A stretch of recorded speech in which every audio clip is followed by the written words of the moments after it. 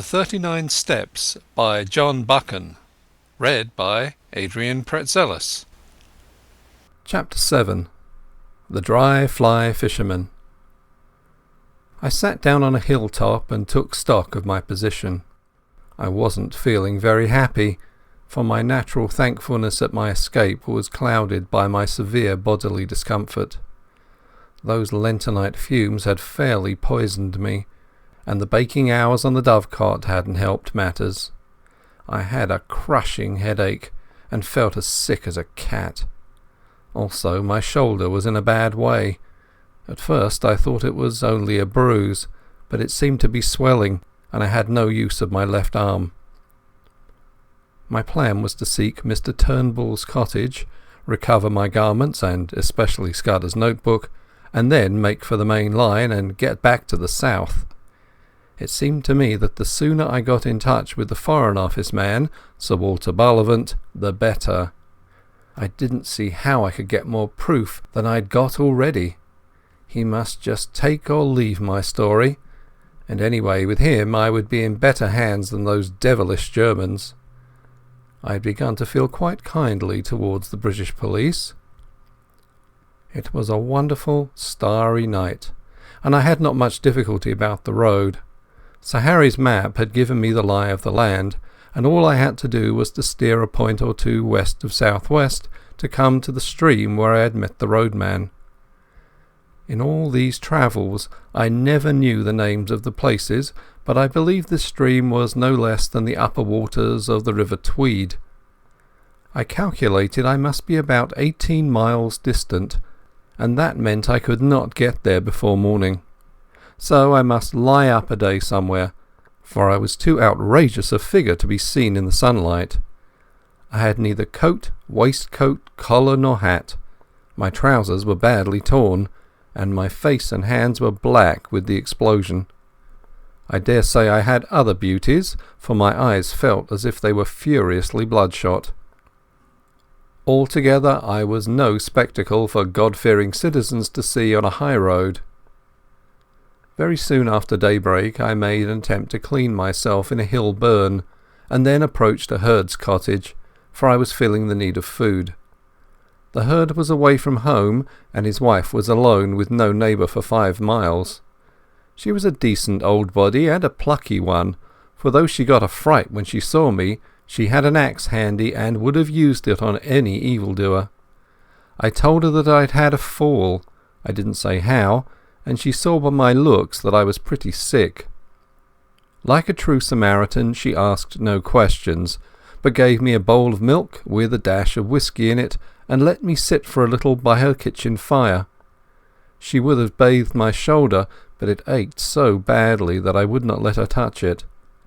I don't know what she took me for, a repenitent burglar perhaps, but when I wanted to pay her for the milk and tendered a sovereign, which was the smallest coin I had, she shook her head and said something about giving it to them as had a right to it.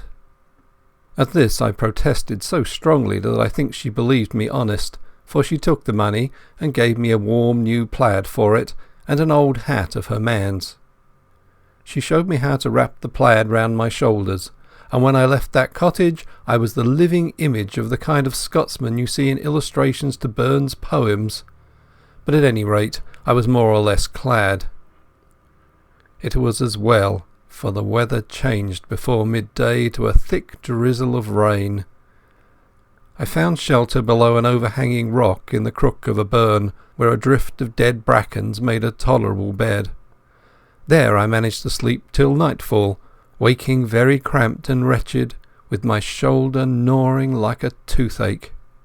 I ate the oat cake and cheese the old wife had given me, and set out again just before the darkening.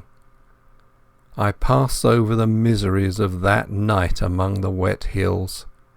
There were no stars to steer by, and I had to do the best I could from my memory of the map. Twice I lost my way, and I had some nasty falls into the peat bogs. I had only about 10 miles to go as the crow flies, but my mistakes made it nearer 20. The last bit was completed with set teeth and a very light and dizzy head. But I managed it, and in the early dawn I was knocking at Mr Turnbull's door. The mist lay close and thick, and from the cottage I could not see the high road. Mr Turnbull himself opened to me, sober and something more than sober. He was primly dressed in an ancient but well-tended suit of black. He had been shaved, and not later than the night before. He wore a linen collar, and in his left hand he carried a pocket Bible. At first he did not recognise me. "What are ye that come stravaiging here on the Sabbath morning?" he asked. I had lost all count of days, so the Sabbath was the reason for his strange decorum. My head was swimming so wildly that I could not frame a coherent answer, but he recognised me and saw that I was ill. "Have you got my specs?" he asked. I fetched them out of my trousers pocket and gave him them. "You'll come for your jacket and waistcoat," he said. "Come in by. Losh, man, you're terrible doon i' the legs. Haud up till I get ye to a chair." I perceived I was in for a bout of malaria. I had a good deal of fever in my bones, and the wet night had brought it out, while my shoulder and the effects of the fumes combined to make me feel pretty bad. Before I knew, Mr Turnbull was helping me off with my clothes and putting me to bed in one of the two cupboards that lined the kitchen walls. He was a true friend in need, that old roadman. His wife was dead years ago, and since his daughter's marriage he lived alone. For the better part of 10 days he did all the rough nursing I needed. I simply wanted to be left in peace while the fever took its course, and when my skin was cool again I found that the bout had more or less cured my shoulder. But it was a baddish go, and though I was out of bed in 5 days, it took me some time to get my legs again. He went out each morning, leaving me milk for the day and locking the door behind him, and came in the evening to sit silent in the chimney corner. Not a soul came near the place. When I was getting better he never bothered me with a question. Several times he fetched me 2 days old Scotsmen, and I noticed the interest in the Portland Place murder seemed to have died down. There was no mention of it, and I could find very little about anything except a thing called the General Assembly, some ecclesiastical spree, I gathered. One day he produced my belt from a lock-fast drawer. "There's a terrible heap of siller in it," he said. "You'd better count it to see it's all there." He never even inquired my name. I asked him if anybody had been around making inquiries subsequent to my spell at the road-making. "Aye, there was a man in a motor car. He sped where he'd taken my place that day, and I let on I thocht him daft.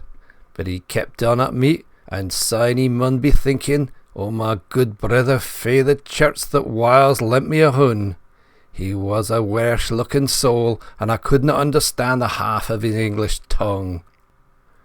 I was getting pretty restless those last days, and as soon as I felt myself fit I decided to be off. That was not till the 12th day of June, and as luck would have it, a drover went past that morning taking some cattle to Moffat. He was a man named Hislop, a friend of Turnbull's, and he came in to his breakfast with us and offered to take me with him. I made Turnbull accept £5 for my lodging, and a hard job I had of it. There was never a more independent being. He grew positively rude when I pressed him, and shy and red, and took the money at last without a thank you. When I told him how much I owed him, he grunted something about "a good turn deserving another." You would have thought from our leave-taking that we had parted in disgust. Hislop was a cheery soul who chattered all the way over the pass and down the sunny vale of Annan. I talked of Galloway markets and sheep prices, and he made up his mind that I was a pack shepherd from those parts, whatever that may be. My plaid and my old hat, as I have said, gave me a fine theatrical Scots look.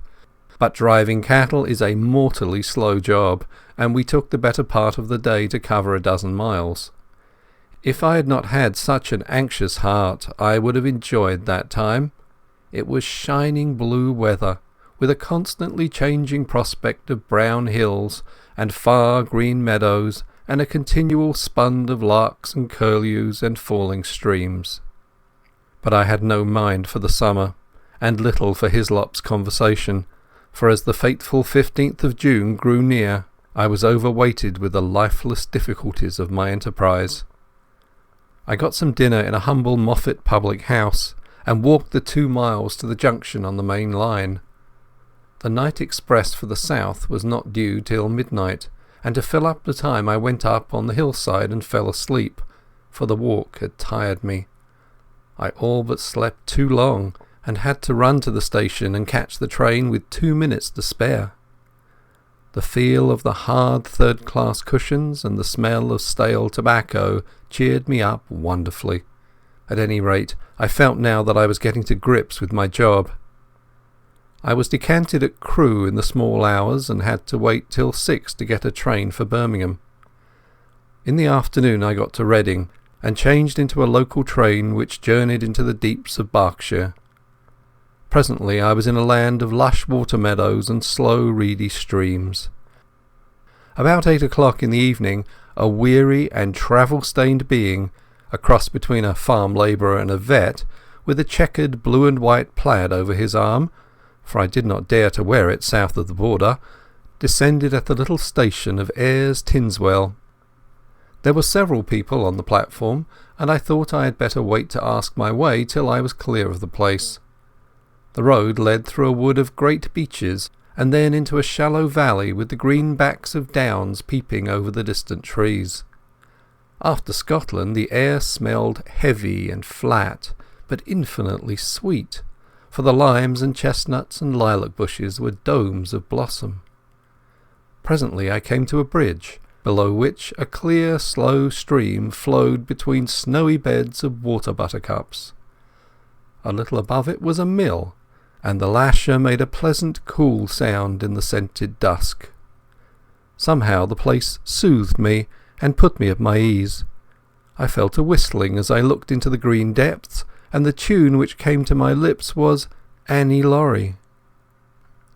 A fisherman came up from the waterside, and as he neared me he too began to whistle. The tune was infectious, for he followed my suit. He was a huge man in untidy old flannels and a wide-brimmed hat with a canvas bag slung on his shoulder. He nodded to me, and I thought I had never seen such a shrewder or better-tempered face. He leaned his delicate 10-foot split-cane rod against the bridge and looked with me at the water. "Clear, isn't it?" he said pleasantly. "I back our Kennet any day against the test. Look at that big fellow, 4 pounds if he's an ounce. But the evening rise is over, and you can't tempt 'em." "I don't see him," said I. "Look, there, a yard from the reeds, just above that sickle." "I've got him now. You might swear he was a black stone." "So," he said, and whistled another bar of Annie Laurie. "Twisden's the name, isn't it?" he said over his shoulder, his eyes still fixed on the stream. "No," I said. "I mean to say yes." I had forgotten all about my alias.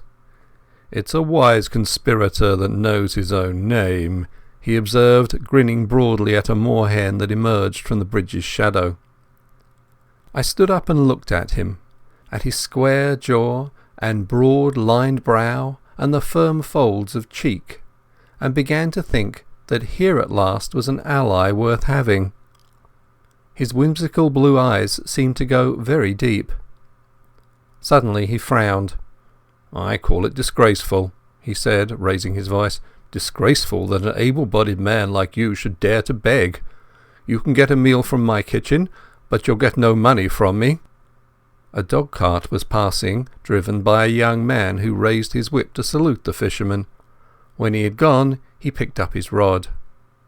"That's my house," he said, pointing to a white gate 100 yards on. "Wait 5 minutes, and then go round to the back door."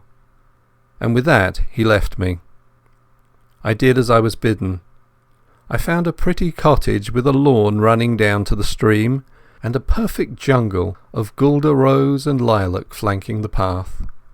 The back door stood open, and a grave butler was awaiting me.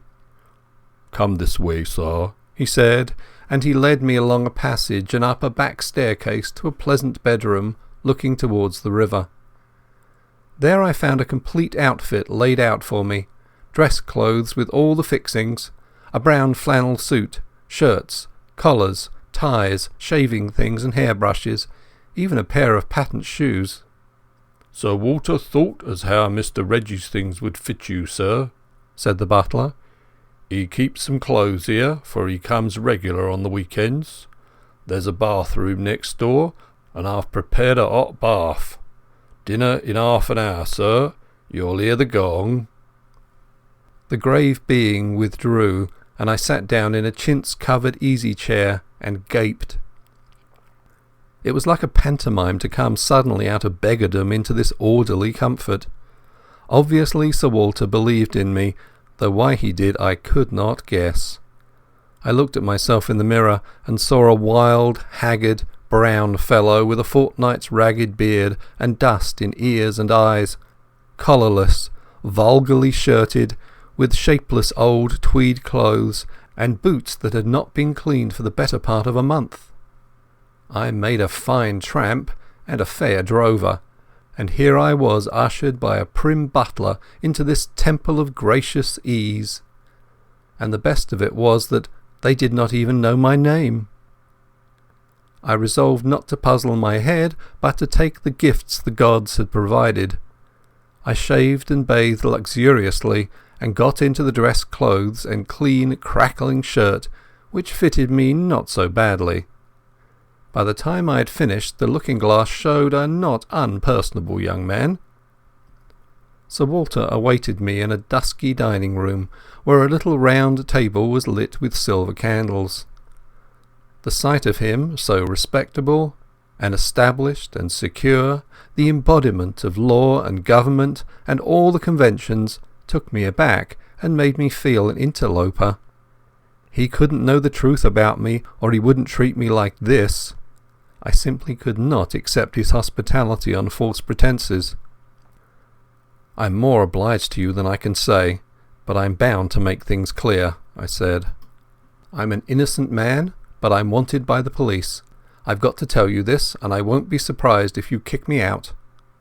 He smiled. "That's all right. Don't let that interfere with your appetite. We can talk about these things after dinner." I never ate a meal with greater relish, for I had had nothing all day but railway sandwiches. Sir Walter did me proud, for we drank a good champagne and had some uncommon fine port afterwards. It made me almost hysterical to be sitting there, waited on by a footman and a sleek butler, and remember that I had been living for 3 weeks like a brigand, with every man's hand against me. I told Sir Walter about tiger fish in the Zambesi that bite off your fingers if you give them a chance, and we discussed sport up and down the globe, for he had hunted a bit in his day. We went to his study for coffee, a jolly room full of books and trophies and untidiness and comfort. I made up my mind that if I ever got rid of this business and had a house of my own, I would create just such a room. Then, when the coffee cups were cleared away and we got our cigars alight, my host swung his long legs over the side of his chair and bade me get started with my yarn. "I've obeyed Harry's instructions," he said, "and the bribe he offered me was that you would tell me something to wake me up. I'm ready, Mr. Hannay." I noticed with a start that he called me by my proper name. I began at the very beginning. I told of my boredom in London, and the night I had come back to find Scudder gibbering on my doorstep. I told him all Scudder had told me about Karolides and the Foreign Office Conference, and that made him purse his lips and grin. Then I got to the murder, and he grew solemn again. He heard all about the milkman and my time in Galloway and my deciphering Scudder's notes at the inn. "You've got them here?" he asked sharply, and drew a long breath when I whipped the little book from my pocket. I said nothing of the contents. Then I described my meeting with Sir Harry, and the speeches at the hall. At that he laughed uproariously. "Harry talked dash nonsense, did he? I quite believe it. He's as good a chap as ever breathed, but his idiot of an uncle has stuffed his head with maggots. Go on, Mr. Hannay." My day as roadman excited him a bit. He made me describe the two fellows in the car very closely, and seemed to be raking back in his memory. He grew merry again when he heard of the fate of that ass Jopley, but the old man in the moorland house solemnized him again. Again I had to describe every detail of his appearance. "Bland and bald-headed, and hooded his eyes like a bird. He sounds a sinister wildfowl. And you dynamited his hermitage after he had saved you from the police? Spirited piece of work, that." Presently I reached the end of my wanderings. He got up slowly and looked down at me from the hearthrug. "You may dismiss the police from your mind," he said. "You're in no danger from the law of this land." "Great Scott!" I cried. "Have they got the murderer?" "No, but for the last fortnight they have dropped you from the list of possibilities." "Why?" I asked in amazement. "Principally because I received a letter from Scudder. I knew something of the man, and he did several jobs for me. He was half crank, half genius, but he was wholly honest. The trouble about him was his partiality for playing a lone hand. That made him pretty well useless in any secret service. A pity, for he had uncommon gifts. I think he was the bravest man in the world, for he was always shivering with fright, and yet nothing would choke him off. I had a letter from him on the 31st of May. But he had been dead a week by then. The letter was written and posted on the 23rd. He evidently did not anticipate an immediate decease.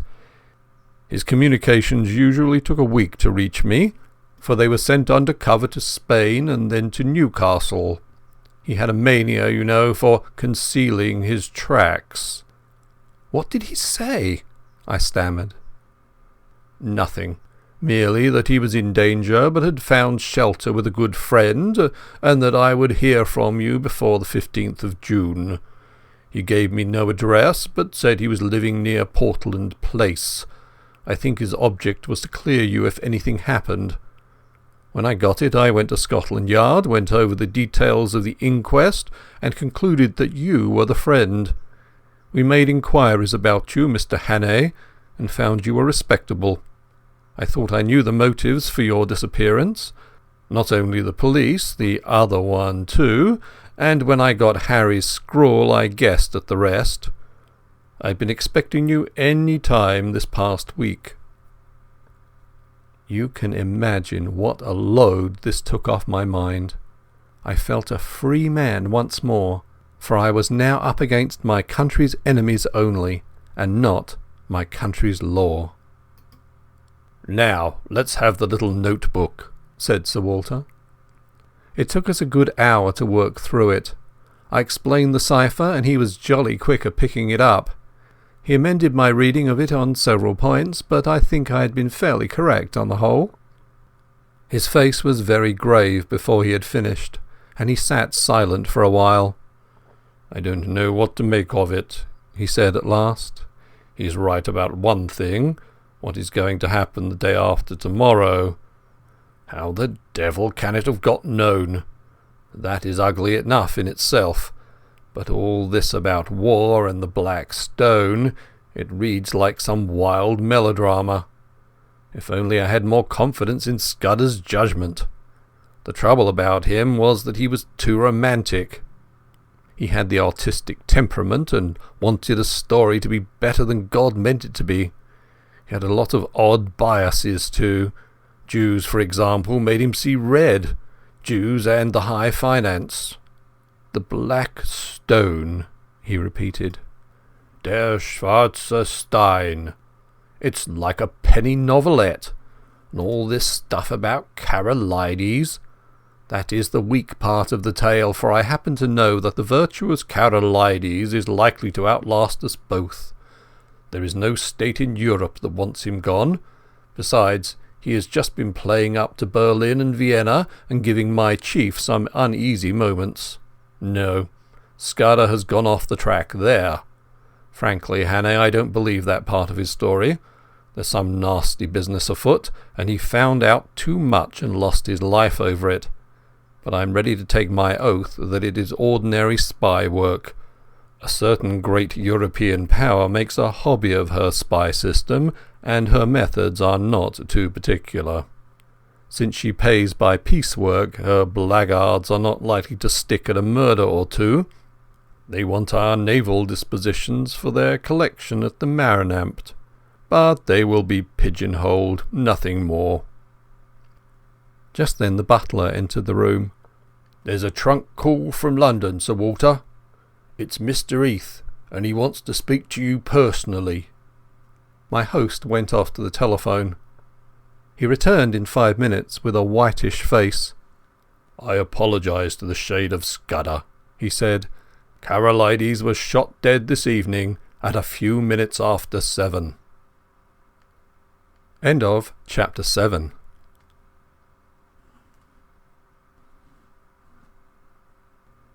The 39 Steps by John Buchan. Read by Adrian Praetzellis. Chapter 8. The Coming of the Black Stone. I came down to breakfast next morning after 8 hours of blessed dreamless sleep to find Sir Walter decoding a telegram in the midst of muffins and marmalade. His fresh rosiness of yesterday seemed a thought tarnished. "I had a busy hour on the telephone after you went to bed," he said. "I got my chief to speak to the First Lord and the Secretary for War, and they are bringing Royer over a day sooner. This wire clinches it. He will be in London at 5. Odd that the code word for a sous-chef d'etat major general should be porker." He directed me to the hot dishes and went on. "Not that I think it will do much good. If your friends were clever enough to find out the first arrangement, they are clever enough to discover the change. I would give my head to know where the leak is. We believed there were only 5 men in England who knew about Royer's visit, and you may be certain there were fewer in France, for they manage these things better there." While I ate, he continued to talk, making me, to my surprise, a present of his full confidence. "Can the dispositions not be changed?" I asked. "They could," he said, "but we want to avoid that if possible. They are the result of immense thought, and no alteration would be as good. Besides, on 1 or 2 points, change is simply impossible. Still, something could be done if it were absolutely necessary. But you see the difficulty, Hannay. Our enemies are not going to be such fools as to pick Royer's pocket or any childish game like that. They know that would mean a row and put us on our guard. Their aim is to get the details without any of us knowing, so that Royer will go back to Paris in the belief that the whole business is still deadly secret. For once we suspect they know that, the whole thing must be altered." "Then we must stick by the Frenchman's side till he is home again," I said. "If they thought they could get the information in Paris, they would try there. It means they have some deep scheme on foot in London which they reckon is going to win out." "Royer dines with my chief and then comes to my house, where 4 people will see him. Whittaker from the Admiralty, myself, Sir Arthur Drew, and General Winstanley. The First Lord is ill and has gone to Sheringham. At my house he will get a certain document from Whittaker, and after that he will be motored to Portsmouth, where a destroyer will take him to Havre. His journey is too important for the ordinary boat train. He will never be left unattended for a moment till he is safe on French soil. The same with Whittaker till he meets Royer. That is the best we can do, and it's hard to see how there can be any miscarriage. But I don't mind admitting that I'm horribly nervous. This murder of Karolides will play the deuce in the chancelleries of Europe." After breakfast he asked me if I could drive a car. "Well, you'll be my chauffeur today, and wear Hudson's rig. You're about his size.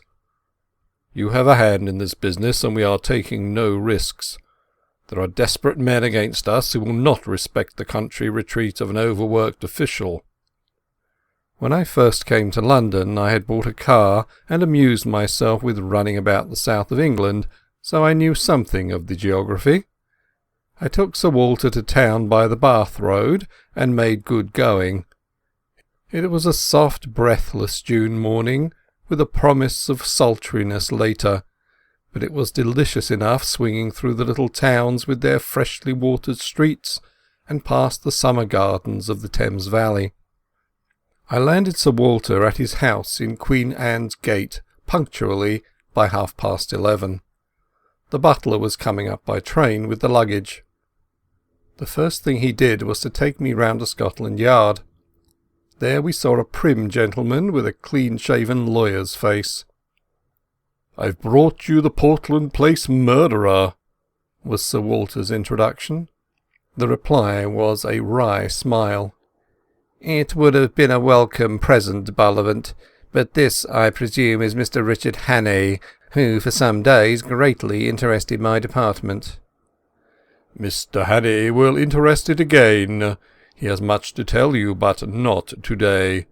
For certain grave reasons his tale must wait for 24 hours. Then I can promise you will be entertained and possibly edified. I want you to assure Mr. Hannay that he will suffer no further inconvenience." This assurance was promptly given. "You can take up your life where you left off," I was told. "Your flat, which probably you no longer wish to occupy, is waiting for you, and your man is still there. As you were never publicly accused, we considered that there was no need of a public exculpation. But on that, of course, you must please yourself." "We may want your assistance later on, MacGillivray," Sir Walter said as we left. Then he turned me loose. "Come and see me tomorrow, Hannay. I needn't tell you to keep deadly quiet. If I were you I would go to bed, for you must have considerable arrears of sleep to overtake. You had better lie low, for if one of your Blackstone friends saw you, there might be trouble." I felt curiously at a loose end. At first it was very pleasant to be a free man, able to go where I wanted without fearing anything. I had only been a month under the ban of the law, and it was quite enough for me. I went to the Savoy and ordered very carefully a very good luncheon, and then smoked the best cigar the house could provide. But I was still feeling nervous. When I saw anybody look at me in the lounge, I grew shy and wondered if they were thinking about the murder. After that I took a taxi and drove miles away up into North London. I walked back through the fields and lines of villas and terraces, and then slums and mean streets, and it took me pretty near 2 hours. All the while my restlessness was growing worse. I felt that great things, tremendous things, were happening or were about to happen, and I, who was the cogwheel of the whole business, was out of it. Royer would be landing at Dover. Sir Walter would be making plans with the few people in England who were in the secret, and somewhere in the darkness the Black Stone would be working. I felt the sense of danger and impending calamity, and I had the curious feeling too that I alone could avert it, alone could grapple with it. But I was out of the game now. How could it be otherwise? It was not likely that cabinet ministers and admiralty lords and generals would admit me to their councils. I actually began to wish that I could run up against one of my 3 enemies. That would lead to developments. I felt that I wanted enormously to have a vulgar scrap with those gentry, where I could hit out and flatten something. I was rapidly getting into a very bad temper. I didn't feel like going back to my flat. That had to be faced sometime, but as I still had sufficient money I thought I would put it off till next morning, and go to a hotel for the night. My irritation lasted through dinner, which I had at a restaurant in Jermyn Street. I was no longer hungry, and let several courses pass untasted. I drank the best part of a bottle of Burgundy, but it did nothing to cheer me. An abominable restlessness had taken possession of me. Here was I, a very ordinary fellow with no particular brains, and yet I was convinced that somehow I was needed to help this business through, that without me it would all go to blazes. I told myself it was sheer silly conceit, that 4 or 5 of the cleverest people living, with all the might of the British Empire at their back, had the job in hand. Yet I couldn't be convinced. It seemed as if a voice kept speaking in my ear, telling me to be up and doing, or I would never sleep again. The upshot was that at about 9:30 I made up my mind to go to Queen Anne's Gate. Very likely I would not be admitted, but it would ease my conscience to try. I walked down Jermyn Street, and at the corner of Duke Street passed a group of young men. They were in evening dress and had been dining somewhere, and were going on to a music hall. One of them was Marmaduke Jopley. He saw me and stopped short. "My God, the murderer!" he cried. "Here, you fellows, hold him! That's Hannay, the man who did the Portland Place murder." He gripped me by the arm, and the others crowded around. I wasn't looking for any trouble, but my ill temper made me play the fool. A policeman came up, and I should have told him the truth, and if he didn't believe it, demanded to be taken to Scotland Yard, or, for that matter, to the nearest police station. But a delay at that moment seemed to me unendurable, and the sight of Marmy's imbecile face was more than I could bear. I let out with my left, and had the satisfaction of seeing him measure his length in the gutter. Then began an unholy row. They were all on me at once, and the policeman took me in the rear. I got in 1 or 2 good blows, for I think with fair play I could have licked the lot of them, but the policeman pinned me behind, and one of them got his fingers in my throat.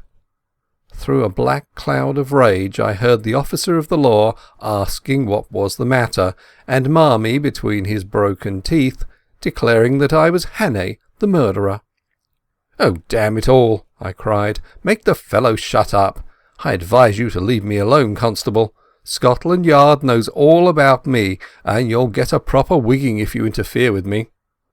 "You've got to come along with me, young man," said the policeman. "I saw you strike that gentleman cruel hard. You began it too, for he wasn't doing nothing. I seen you. Best go quietly, or I'll have to fix you up." Exasperation and an overwhelming sense that at no cost must I delay gave me the strength of a bull elephant. I fairly wrenched the constable off his feet, floored the man who was gripping my collar, and set off at my best pace down Duke Street. I heard a whistle being blown, and the rush of men behind me. I have a very fair turn of speed, and that night I had wings. In a jiffy I was in Pall Mall, and had turned down towards St. James's Park. I dodged the policeman at the palace gates, dived through a press of carriages at the entrance to the mall, and was making for the bridge before my pursuers had crossed the roadway. In the open ways of the park I put on a spurt. Happily there were few people about, and no one tried to stop me. I was staking all on getting to Queen Anne's Gate. When I entered that quiet thoroughfare it seemed deserted. Sir Walter's house was in the narrowest part, and outside it 3 or 4 motor cars were drawn up. I slackened speed some yards off, and walked briskly up to the door. If the butler refused me admission, or even if he delayed to open the door, I was done. He didn't delay. I had scarcely rung before the door opened. "I must see Sir Walter," I panted. "My business is desperately important." That butler was a great man. Without moving a muscle he held the door open, and then shut it behind me. "Sir Walter is engaged, sir, and I have orders to admit no one. Perhaps you will wait." The house was of the old-fashioned kind, with a wide hall and rooms on both sides of it. At the far end was an alcove with a telephone and a couple of chairs, and there the butler offered me a seat. "See here," I whispered, "there's trouble about, and I'm in it. But Sir Walter knows, and I'm working for him. If anyone comes and asks if I'm here, tell him a lie." He nodded, and presently there was a noise of voices in the street, and a furious ringing at the bell. I never admired a man more than that butler. He opened the door, and with a face like a graven image waited to be questioned. Then he gave it them. He told them whose house it was, and what his orders were, and simply froze them off the doorstep. I could see it all from my alcove, and it was better than any play. I hadn't waited long till there came another ring at the bell. The butler made no bones about admitting this new visitor. While he was taking off his coat, I saw who it was. You couldn't open a newspaper or a magazine without seeing that face. The grey beard cut like a spade, the firm fighting mouth, the blunt square nose and the keen blue eyes. I recognised the First Sea Lord, the man, they say, that made the new British Navy. He passed my alcove and was ushered into a room at the back of the hall. As the door opened I could hear the sound of low voices. It shut, and I was left alone again. For 20 minutes I sat there, wondering what I was to do next. I was still perfectly convinced that I was wanted, but when or how I had no notion. I kept looking at my watch, and as the time crept on to 10:30 I began to think that the conference must soon end. In a quarter of an hour Royer should be speeding along the road to Portsmouth. Then I heard a bell ring and the butler appeared. The door of the back room opened and the First Sea Lord came out. He walked past me, and in passing he glanced in my direction, and for a second we looked each other in the face. Only for a second, but it was enough to make my heart jump. I had never seen the great man before, and he had never seen me. But in that fraction of time something sprang into his eyes, and that something was recognition. You can't mistake it. It is a flicker, a spark of light, a minute shade of difference, which means one thing and one thing only. It came involuntarily, for in a moment it died and he passed on. In a maze of wild fancies I heard the street door close behind him. I picked up the telephone book and looked up the number of his house. We were connected at once, and I heard a servant's voice. "Is his lordship at home?" I asked. "His lordship returned half an hour ago," said the voice, "and has gone to bed. He is not very well tonight. Will you leave a message, sir?" I rang off and sat down numbly in a chair. My part in this business was not yet ended. It had been a close shave, but I had been in time. Not a moment could be lost, so I marched boldly to the door of that back room and entered without knocking. 5 surprised faces looked up from the round table. There was Sir Walter, and Drew, the War Minister, whom I knew from his photographs. There was a slim elderly man, who was probably Whittaker, the Admiralty official, and there was General Winstanley, conspicuous from the long scar on his forehead. Lastly, there was a short, stout man with an iron grey moustache and bushy eyebrows, who had been arrested in the middle of a sentence. Sir Walter's face showed surprise and annoyance. "This is Mr. Hannay, of whom I have spoken to you," he said apologetically to the company. "I'm afraid, Hannay, this visit is ill-timed." I was getting back my coolness. "That remains to be seen, sir," I said, "but I think it may be in the nick of time. For God's sake, gentlemen, tell me who went out a minute ago." "Lord Alloa," Sir Walter said, reddening with anger. "It was not," I cried. "It was his living image, but it was not Lord Alloa. It was someone who recognised me, someone I have seen in the last month. He had scarcely left the doorstep when I rang up Lord Alloa's house and was told he had come in half an hour before and had gone to bed." "Who? "Who?" someone stammered. "The Black Stone," I cried, and I sat down in the chair so recently vacated and looked round at 5 badly scared gentlemen. End of chapter 8. The 39 Steps by John Buchan. Read by Adrian Praetzellis. Chapter 9. The 39 Steps. "Nonsense," said the official from the Admiralty. Sir Walter got up and left the room while we looked blankly at the table. He came back in 10 minutes with a long face. "I've spoken to Aloha," he said.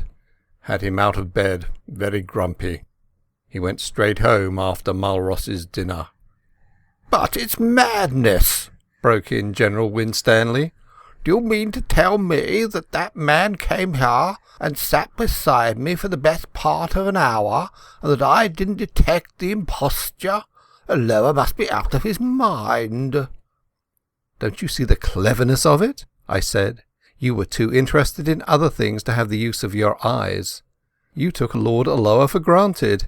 If it had been anybody else, you might have looked more closely, but it was natural for him to be here, and that put you all to sleep." Then the Frenchman spoke, very slowly and in good English. "The young man is right. His psychology is good. Our enemies have not been foolish." "But I don't see," went on Winstanley. "Their object was to get these dispositions without our knowing it. Now it only required one of us to mention to Aloha our meeting tonight for the whole fraud to be exposed." Sir Walter laughed dryly. "The selection of Aloha shows their acumen. Which of us was likely to speak to him about tonight? Or was he likely to open the subject?" I remembered the First Sea Lord's reputation for taciturnity and shortness of temper. "The one thing that puzzles me," said the General, "is what good his visit here would do that spy fellow.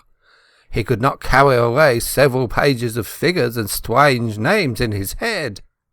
"That is not difficult," the Frenchman replied. "A good spy is trained to have a photographic memory, like your own Macaulay. You noticed he said nothing, but went through these papers again and again. I think we may assume that he has every detail stamped on his mind. When I was younger, I could do the same trick." "Well, I suppose there's nothing for it but to change the plans," said Sir Walter ruefully. Whittaker was looking very glum. "Did you tell Lord Alloa what had happened?" he asked. "No. I can speak with absolute assurance, but I'm nearly certain that we can't make any serious change unless we alter the geography of England." "Another thing must be said." It was Royer who spoke. "I talked freely when that man was here. I have told him something of the military plans of my government. I was permitted to say so much, but that information would be worth many millions to our enemies. No, my friends, I see no other way. The man who came here and his confederates must be taken, and taken at once." "Good God!" I cried. "And we have not a rag of a clue."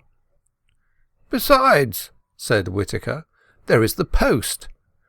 By this time the news will be on its way." "No," said the Frenchman, "you do not understand the habits of the spy. He receives personally his reward, and he delivers personally his intelligence. We in France know something of the breed. There is still a chance, mes amis. These men must cross the sea, and there are ships to be searched and ports to be watched. Believe me, the need is desperate for both France and Britain." Royer's grave good sense seemed to pull us together. He was the man of action among fumblers. But I saw no hope in any face, and I felt none. Where among the 50 millions of these islands, and within a dozen hours, were we to lay hands on the 3 cleverest rogues in Europe? Then I had an inspiration. "Where is Scudder's book?" I asked Sir Walter. "Quick, man, I remember something in it." He unlocked the drawer of a bureau and gave it to me. I found the place. 39 steps, I read, and again, 39 steps. I counted them. High tide, 10:17 p.m. The Admiralty man was looking at me as if he thought I had gone mad. "Don't you see it's a clue?" I cried. "Scudder knew where these fellows laired. He knew where they were going to leave the country, though he kept the name to himself. Tomorrow was the day, and it was some place where high tide was at 10:17. "They may have gone tonight," said someone. "Not them. They have their own snug secret way, and they won't be hurried. I know Germans, and they are mad about working to a plan. Where the devil can I get a book of tide tables?" Whittaker brightened up. "It's a chance," he said. "Let's go over to the Admiralty." We got into two of the waiting motor cars, all but Sir Walter, who went off to Scotland Yard to mobilise Gillivray, so he said. We marched through empty corridors and big bare chambers where the charwomen were busy, till we reached a little room lined with books and maps. A resident clerk was unearthed, who presently fetched from the library the Admiralty tide tables. I sat at the desk, and the others stood round, for somehow or other I had got charge of this outfit. It was no good.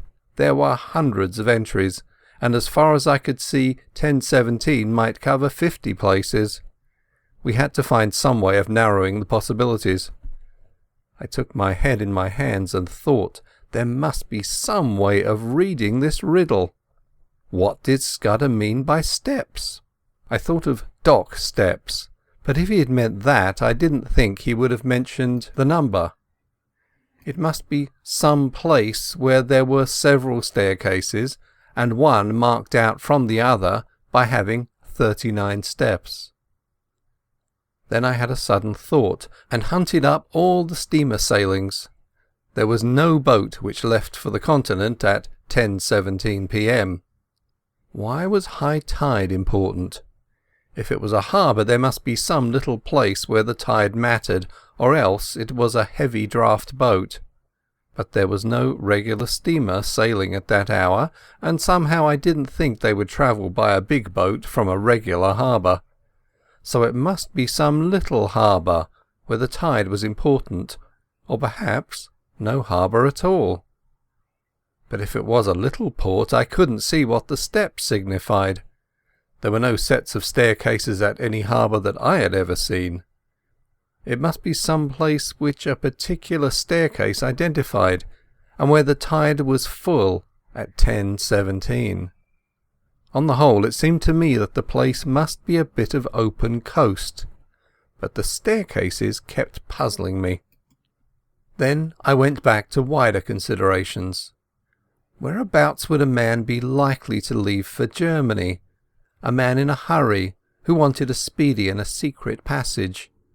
Not from any of the big harbours, and not from the Channel or the West Coast or the north of Scotland, for remember he was starting from London. I measured the distance on the map and tried to put myself in the enemy's shoes. I should try for Ostend, or Antwerp, or Rotterdam, and I should sail from somewhere on the east coast, between Cromer and Dover. All this was very loose guessing, and I didn't pretend it was ingenious or scientific. I wasn't any kind of Sherlock Holmes. But I've always fancied I had a kind of instinct about questions like this.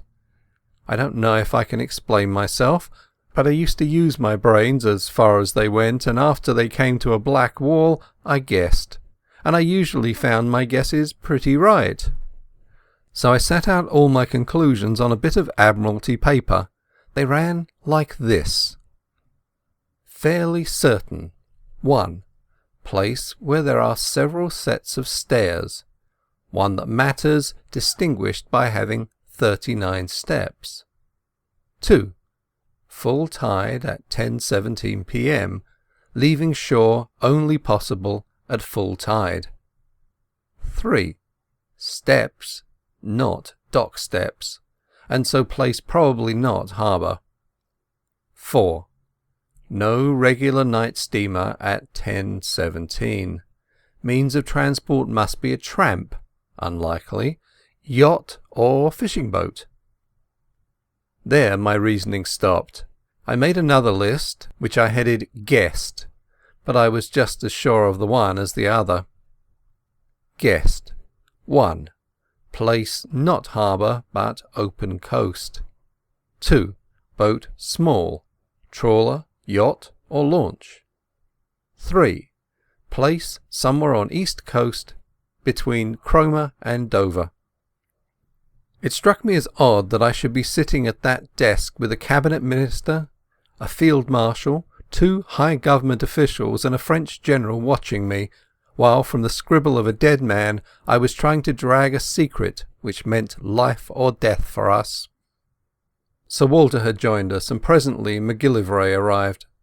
He had sent out instructions to watch the ports and railway stations for the 3 gentlemen whom I had described to Sir Walter.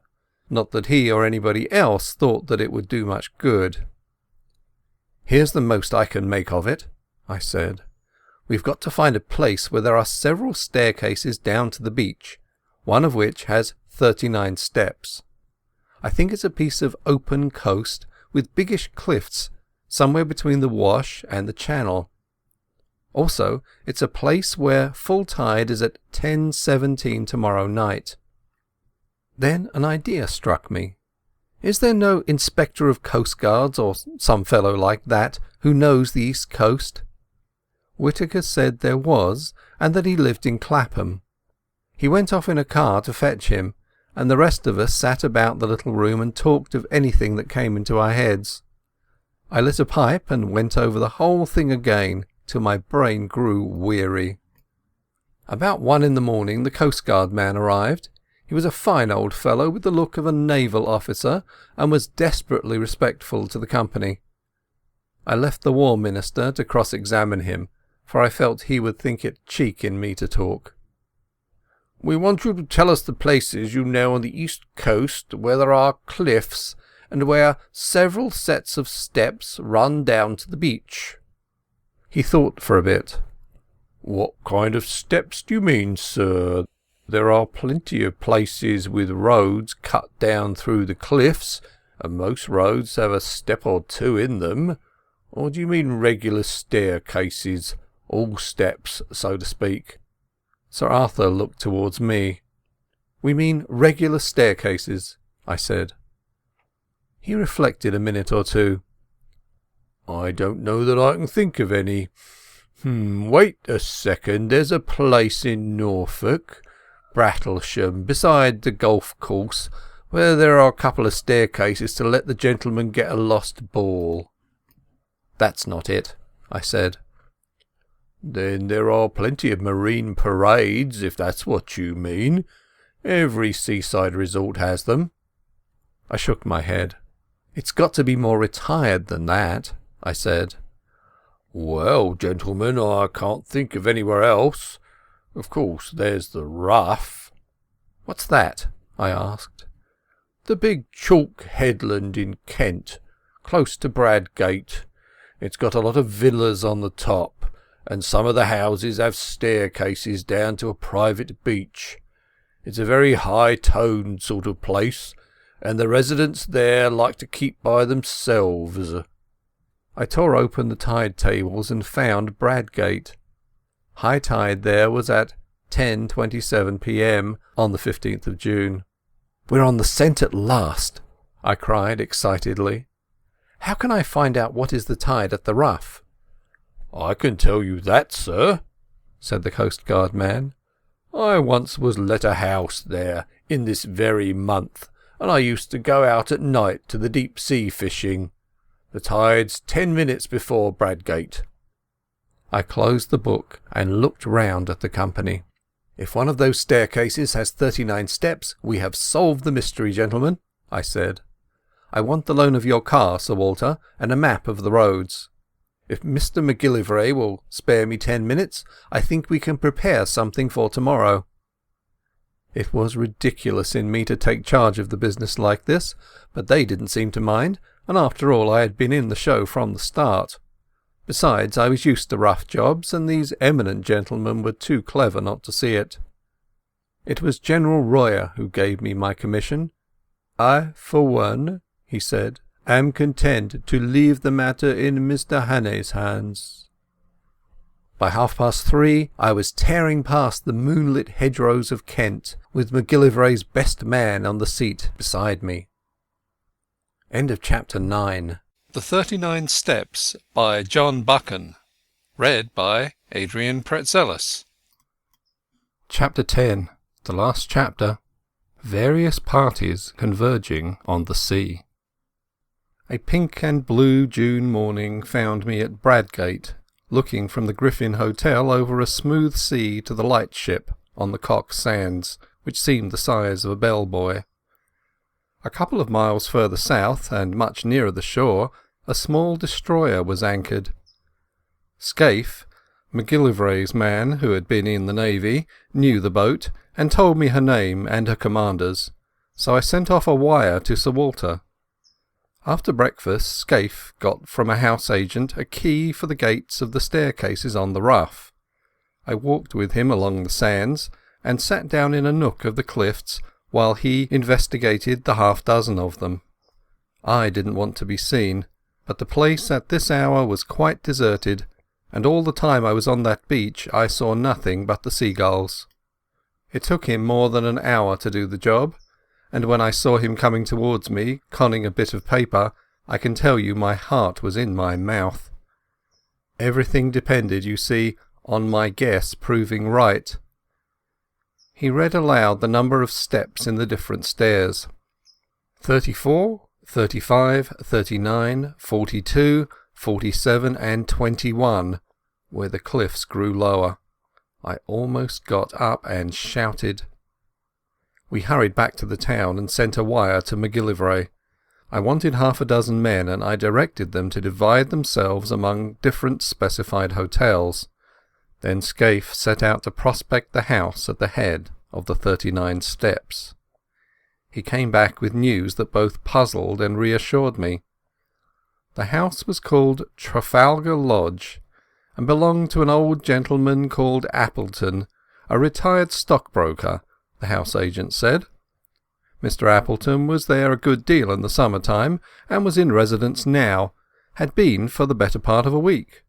Scaife could pick up very little information about him, except that he was a decent old fellow who paid his bills regularly and was always good for a fiver for a local charity. Then Scaife seems to have penetrated to the back door of the house, pretending he was an agent for sewing machines. Only 3 servants were kept, a cook, a parlour-maid and a housemaid, and they were just the sort that you would find in a respectable middle-class household. The cook was not the gossiping kind, and had pretty soon shut the door in his face, but Scaife said he was positive she knew nothing. Next door there was a new house building, which would give good cover for observation, and the villa on the other side was to let, and its garden was rough and shrubby. I borrowed Scaife's telescope, and before lunch went for a walk along the Rough. I kept well behind the rows of villas, and found a good observation point on the edge of the golf course. There I had a view of the line of turf along the cliff top, with seats placed at intervals, and the little square plots railed in and planted with bushes, whence the staircases descended to the beach. I saw Trafalgar Lodge very plainly. A red brick villa with a verandah, a tennis lawn behind, and in front the ordinary seaside flower garden full of marguerites and scraggly geraniums. There was a flagstaff from which an enormous Union Jack hung limply in the still air. Presently I observed someone leave the house and saunter along the cliff. When I got my glasses on him, I saw it was an old man wearing white flannel trousers, a blue serge jacket and a straw hat. He carried field glasses and a newspaper, and sat down on one of the iron seats and began to read. Sometimes he would lay down the paper and turn his glasses on the sea. He looked for a long time at the destroyer. I watched him for half an hour till he got up and went back to the house for his luncheon, when I returned to the hotel for mine. I wasn't feeling very confident. This decent, commonplace dwelling was not what I had expected. The man might be the bald archaeologist of that horrible moorland farm, or he might not. He was exactly the kind of satisfied old bird you will find in every suburb and every holiday place. If you wanted a type of the perfectly harmless person, you would probably pitch on that. But after lunch, as I sat in the hotel porch, I perked up, for I saw the thing I had hoped for and dreaded to miss. A yacht came up from the south and dropped anchor pretty well opposite the Rough. She seemed about 150 tons, and I saw she belonged to the squadron from the White Ensign, so Scaife and I went down to the harbour and hired a boatman for an afternoon's fishing. I spent a warm and peaceful afternoon. We caught between us about 20 pounds of cod and lythe, and out in that dancing blue sea I took a cheerier view of things. Above the white cliffs of the Rough I saw the green and red of the villas, especially the great flagstaff of Trafalgar Lodge. About 4 o'clock, when we had fished enough, I made the boatman row us round the yacht, which lay like a delicate white bird, ready at a moment to flee. Scaife said she must be a fast boat from her build, and that she was pretty heavily engined. Her name was the Ariadne, as I discovered from the cap of one of the men who was polishing brasswork.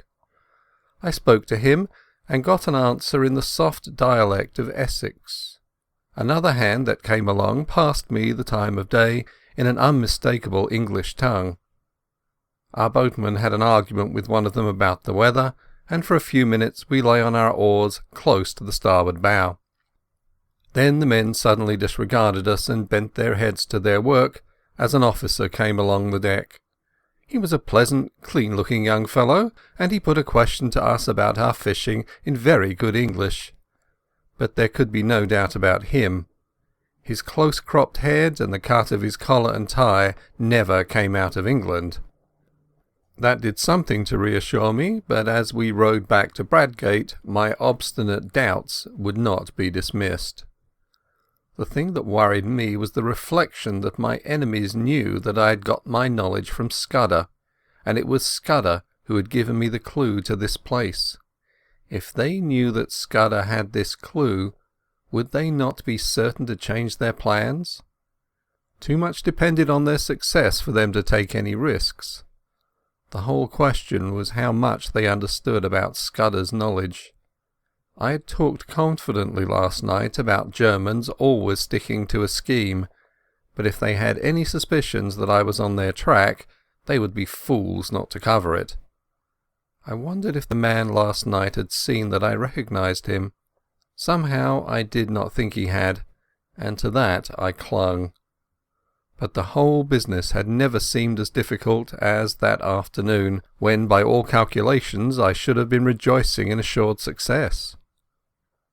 In the hotel I met the commander of the destroyer, to whom Scaife introduced me, and with whom I had a few words. Then I thought I would put in an hour or two watching Trafalgar Lodge. I found a place further up the hill in the garden of the empty house. From there I had a full view of the court, in which two figures were having a game of tennis. One was the old man whom I had already seen. The other was a younger fellow wearing some club colours in the scarf around his middle. They played with tremendous zest, like two city gents who wanted hard exercise to open their pores. You couldn't conceive a more innocent spectacle. They shouted and laughed, and stopped for drinks when a maid brought out 2 tankards on a salver. I rubbed my eyes and asked myself if I was not the most immortal fool on earth. Mystery and darkness had hung about the men who hunted me over the Scotch moors in aeroplane and motor car, and notably about that infernal antiquarian. It was easy enough to connect these folks with the knife that pinned Scudder to the floor, and with fell designs on the world's peace. But here were 2 guileless citizens taking their innocuous exercise, and soon to go indoors to a humdrum dinner, where they would talk of market prices and the latest cricket scores and the gossip of their native Surbiton. I had been making a net to catch vultures and falcons, and lo and behold, 2 plump thrushes had blundered into it. Presently a third figure arrived, a young man on a bicycle with a bag of golf clubs slung on his back. He strode round to the tennis lawn and was welcomed riotously by the players. Evidently they were chaffing him, and their chaff sounded horribly English. Then the plump man, mopping his brow with a silk handkerchief, announced that he must have a tub. I heard his very words. "I've got into a proper lather," he said. "This will bring down my weight and my handicap, Bob. I'll take you on tomorrow and give you a stroke a hole." You couldn't find anything much more English than that. They all went into the house and left me feeling a precious idiot. I had been barking up the wrong tree this time. These men might be acting, but if they were, where was their audience? They didn't know I was sitting 30 yards off in a rhododendron. It was simply impossible to believe that these 3 hearty fellows were anything but what they seemed.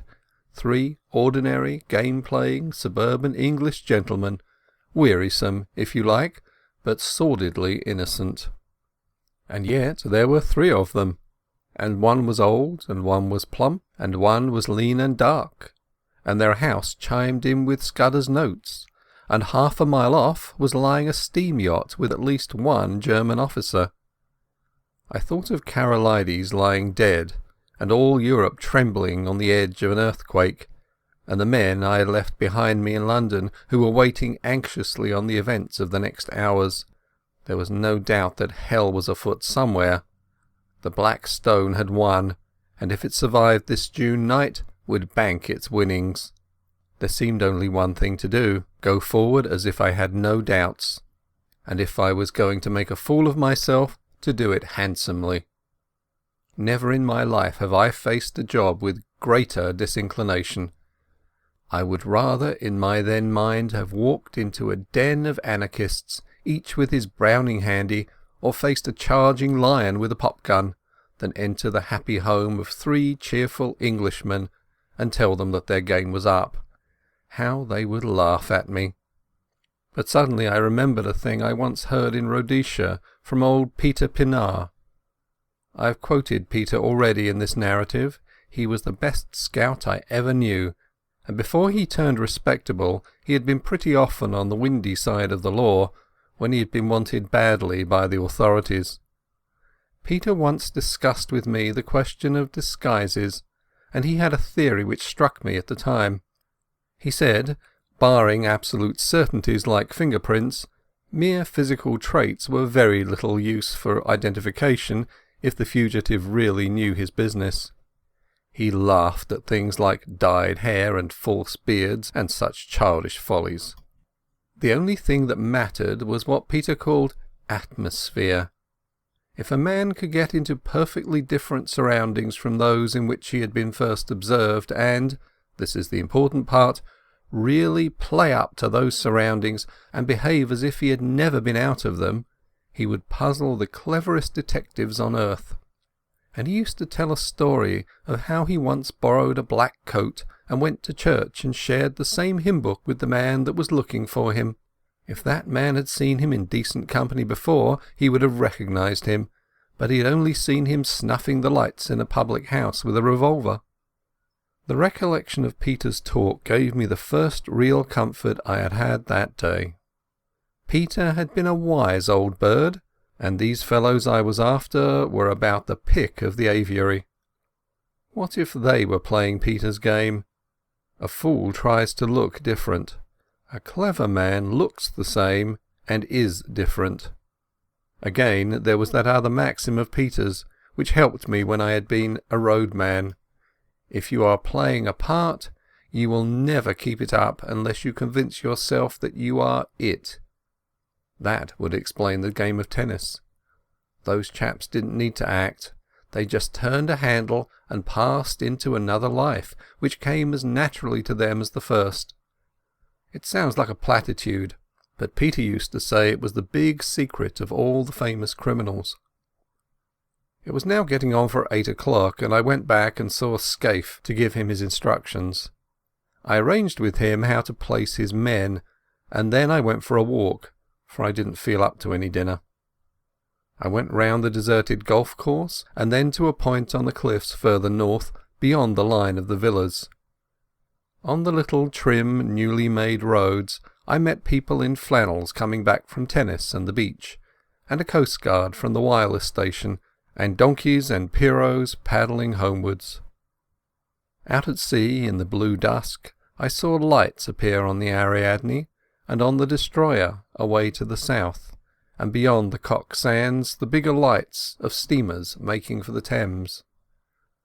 The whole scene was so peaceful and ordinary that I got more dashed in spirits every second. It took all my resolution to stroll towards Trafalgar Lodge about 9:30. On the way I got a piece of solid comfort from the sight of a greyhound that was swinging along at a nursemaid's heel. He reminded me of a dog I used to have in Rhodesia, and of the time when I took him hunting with me in the Pali Hills. We were after rhebok, the dun kind, and I recollected how we had followed one beast, and both he and I had clean lost it. A greyhound works by sight, and my eyes are good enough, but that buck simply leaked out of the landscape. Afterwards I found out how it managed it. Against the grey rock of the kopjes it showed no more than a crow against a thundercloud. It didn't need to run away. All it had to do was to stand still and melt into the background. Suddenly, as those memories chased across my brain, I thought of my present case and applied the moral. The black stone didn't need to bolt. They were quietly absorbed into a landscape. I was on the right track, and I jammed that down in my mind and vowed never to forget it. The last word was with Peter Pienaar. Scaife's men would be posted now, but there was no sign of a soul. The house stood as open as a marketplace for anybody to observe. A 3-foot railing separated it from the cliff road. The low sound of voices revealed where the occupants were finishing dinner. Everything was as public and above board as a charity bazaar. Feeling the greatest fool on earth, I opened the gate and rang the bell. A man of my sort, who has travelled about the world in rough places, gets on perfectly well with 2 classes, what you may call the upper and the lower. He understands them, and they understand him. I was at home with herds and tramps and roadmen, and I was sufficiently at my ease with people like Sir Walter and the men I had met the night before. I can't explain why, but it is a fact. But what fellows like me don't understand is the great, comfortable, satisfied middle-class world, the folk that live in villas and suburbs. He doesn't know how they look at things, he doesn't understand their conventions, and he is as shy of them as a black mamba. When a trim parlour-maid opened the door, I could hardly find my voice. I asked for Mr. Appleton, and was ushered in. My plan was to walk straight into the dining-room, and by a sudden appearance wake in the men that start of recognition which would confirm my theory. But when I found myself in that neat hall, the place mastered me. There were the golf clubs and the tennis rackets, the straw hats and caps, the rows of gloves, the sheaf of walking sticks, which you will find in 10,000 British homes. A stack of neatly folded coats and waterproofs covered the top of an old oak chest.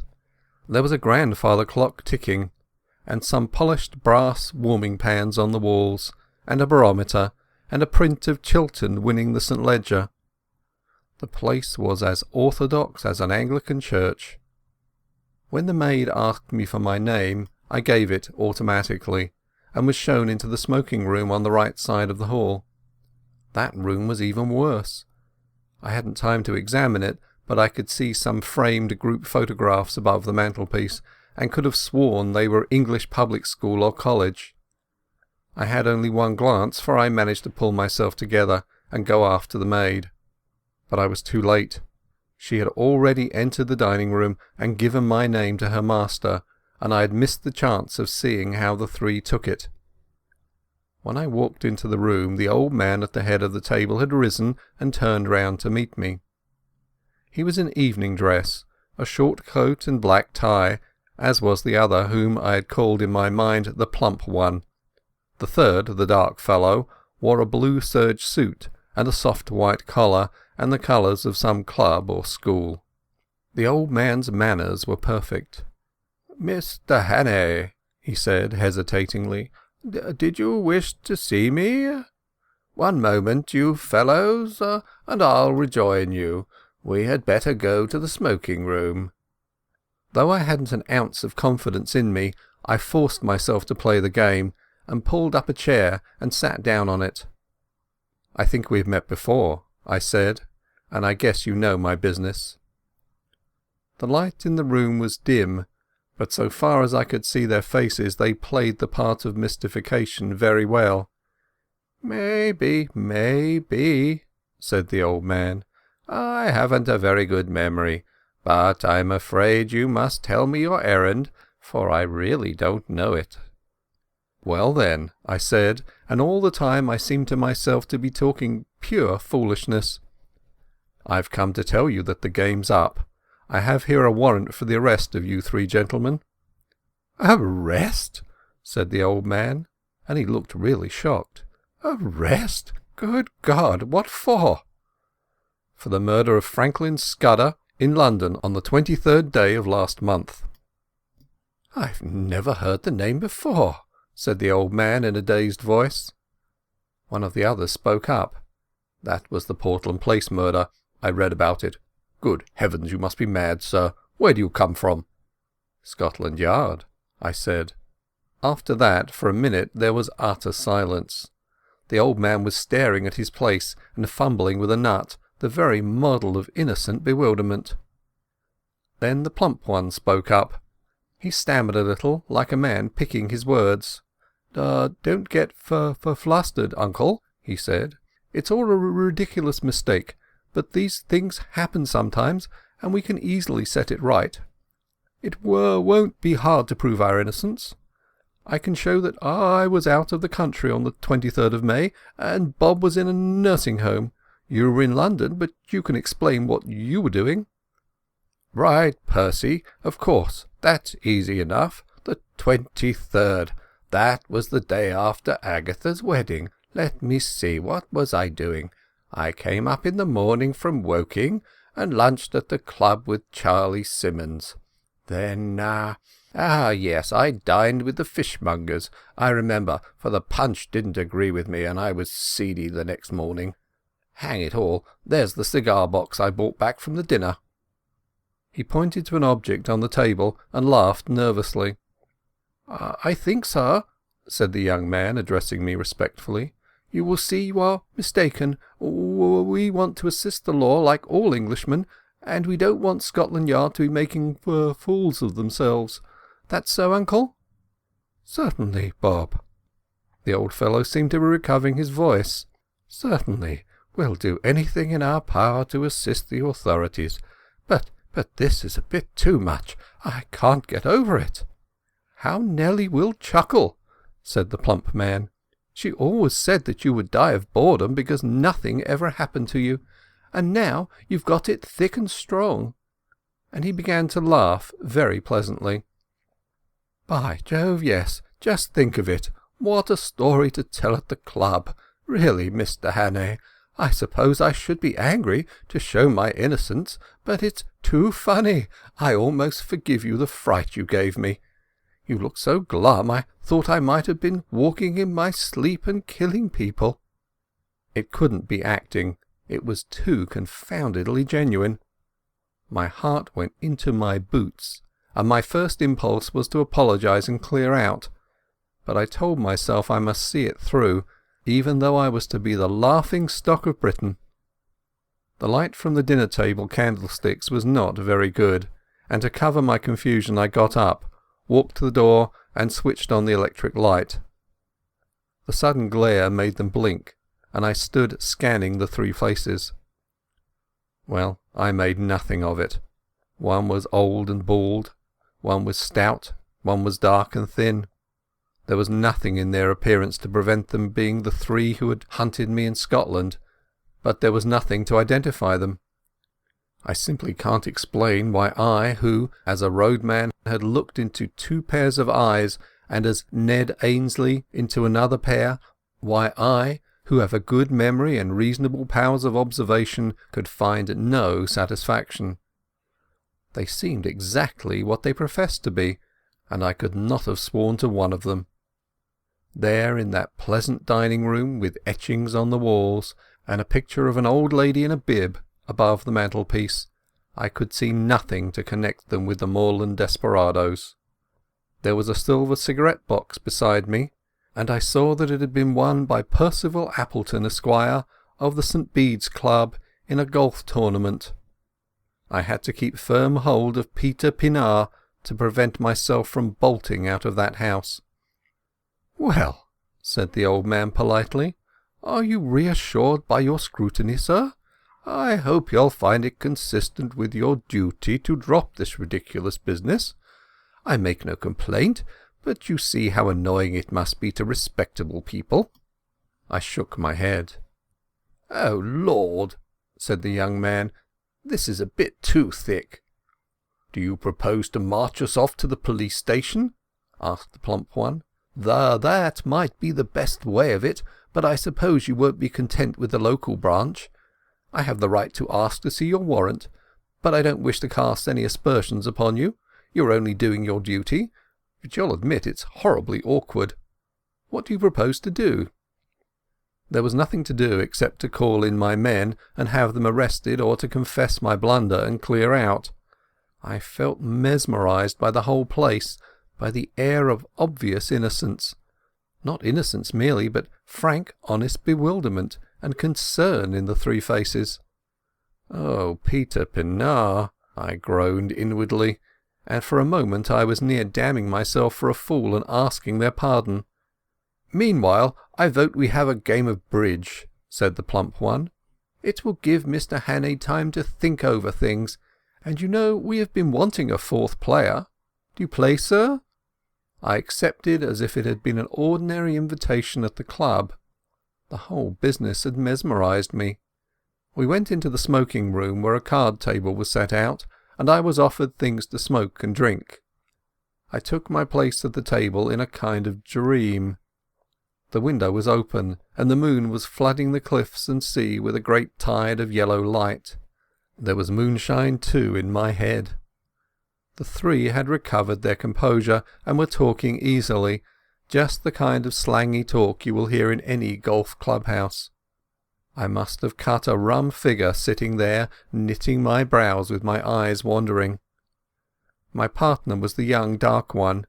I play a fair hand at bridge, but I must have been rank bad that night. They saw they had got me puzzled, and that put them more than ever at their ease. I kept looking at their faces, but they conveyed nothing to me. It was not that they looked different, they were different. I clung desperately to the words of Peter Pinar. Then something awoke me. The old man laid down his hand to light a cigar. He didn't pick it up at once, but sat back for a moment in his chair, with his fingers tapping on his knees. It was the moment I remembered when I had stood before him in the moorland farm with the pistols of his servants behind me. A little thing lasting only a second, and the odds were 1,000 to 1 that I might have had my eyes on my cards at the time and missed it. But I didn't, and in a flash the air seemed to clear. Some shadow lifted from my brain, and I was looking at the 3 men with full and absolute recognition. The clock on the mantelpiece struck 10 o'clock. The 3 faces seemed to change before my eyes and reveal their secrets. The young one was the murderer. Now I saw cruelty and ruthlessness where before I had seen only good humour. His knife, I made certain, had skewered Scudder to the floor. His kind had put the bullet in Karolides. The plump man's features seemed to dislim and form again as I looked at them. He hadn't a face, only 100 masks that he could assume when he pleased. That chap must have been a superb actor. Perhaps he had been Lord Alloa of the night before. Perhaps not. It didn't matter. I wondered if he was the fellow who had first tracked Scudder and left his card on him. Scudder had said he lisped, and I could imagine how the adoption of a lisp might add terror. But the old man was the pick of the lot. He was sheer brain, icy, cool, calculating, as ruthless as a steam hammer. Now that my eyes were opened, I wondered where I had seen the benevolence. His jaw was like chilled steel. His eyes had the inhuman luminosity of a bird's. I went on playing, and every second a greater hate welled up in my heart. It almost choked me, and I couldn't answer when my partner spoke. Only a little longer could I endure their company. "Bob, look at the time," said the old man. "You'd better think about catching your train. Bob's got to go to town tonight," he added, turning to me. The voice rang now as false as hell. I looked at the clock, and it was nearly 10:30. "I'm afraid you must put off your journey," I said. "Oh, damn," said the young man. "I thought you'd drop that rot. I've simply got to go. You can have my address, and I'll give you any security you like." "No," I said. "You must stay." At that I think they must have realized that the game was desperate. Their only chance had been to convince me that I was playing the fool, and that had failed. But the old man spoke again. "I'll go bail for my nephew. That ought to content you, Mr. Hannay." Was it fancy, or did I detect some halt in the smoothness of that voice? There must have been, for as I glanced at him, his eyelids fell in that hawk-like hood which fear had stamped on my memory. I blew my whistle. In an instant the lights were out. A pair of strong arms gripped me round the waist, covering the pockets in which I might be expected to carry a pistol. "Schnell, Franz!" cried a voice. "Der Boot! Der Boot!" As it spoke I saw two of my fellows emerge in the moonlit lawn. The young dark man leapt for the window, was through it and over the low fence before a hand could touch him. I grappled the old chap, and the room seemed to fill with figures. I saw the plump one collared, but my eyes were all for the out-of-doors, where Franz sped on over the road towards the railed entrance to the beach stairs. One man followed him, but he had no chance. The gate locked behind the fugitive, and I stood staring with my hands on the old boy's throat, for such a time as a man might take to descend those steps to the sea. Suddenly my prisoner broke from me and flung himself on the wall. There was a click, as if a lever had been pulled. Then came a low rumbling far, far below the ground, and through the window I saw a cloud of chalky dust pouring out of the shaft of the stairway. Someone switched on the light. The old man was looking at me with blazing eyes. "He is safe," he cried. "You cannot follow him in time. He is gone. He has triumphed. Der Schwarzstein ist in der Siegeskrone." There was more in those eyes than any common triumph. They had been hooded like a bird of prey, and now they flamed with a hawk's pride. A white, fantastic heat burned in them, and I realized for the first time the terrible thing I had been up against. This man was more than a spy. In his foul way he had been a patriot. As the handcuffs clinked on his wrists, I said my last word to him. "I hope Franz will bear his triumph well. I ought to tell you that the Ariadne for the last hour has been in our hands." 3 weeks later, as all the world knows, we went to war. I joined the new army the first week, and owing to my Matabele experience got a captain's commission straight off. But I'd done my best service, I think, before I put on khaki. End of chapter 10 and end of The 39 Steps by John Buchan.